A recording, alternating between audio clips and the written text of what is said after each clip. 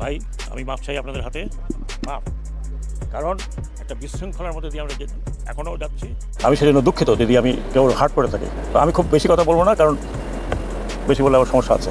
বলে ছাত্র জনতা যেভাবে আপনাদেরকে উপদেষ্টা বানিয়েছে, ছাত্র জনতা যেভাবে আপনাদেরকে দায়িত্ব দিয়েছে, ঠিক একইভাবে ছাত্র জনতা আপনাদেরকে ওই দায়িত্ব থেকে আবার টেনে নামাবে। এইবার ক্ষমা চেয়ে পদত্যাগের ঘোষণা দিল স্বরাষ্ট্র উপদেষ্টা ব্রিগেডিয়ার জেনারেল সাখাওয়াত হোসেন। দায়িত্ব পাবার পঞ্চম দিনের মাথায় পদত্যাগের ঘোষণা দেন। গত 2 দিন ধরে বিতর্কিত মন্তব্যের কারণে ছাত্র জনতা রাস্তায় বের হয়ে পড়েন।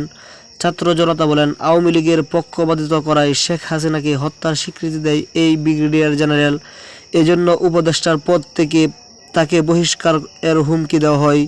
এদিকে নিজের ভুল বুঝতে পারায় সকলের কাছে ক্ষমা প্রার্থনা করেন এই ব্রিগেডিয়ার। এদিকে আওয়ামী লীগপন্থী কোনো উপদেষ্টা বক্তব্য দিলে তাকে কঠোর হস্তে দমন করা হবে বলে জানান ছাত্র উপদেষ্টারা। অনেক রাজনৈতিক বিশ্লেষকরা মনে করে ভারতের গোয়েন্দা বাহিনীর র এর সরাসরি ব্রিগেডিয়ার জেনারেল সাখাওয়াত হোসেনের সাথে সম্পর্ক রয়েছে।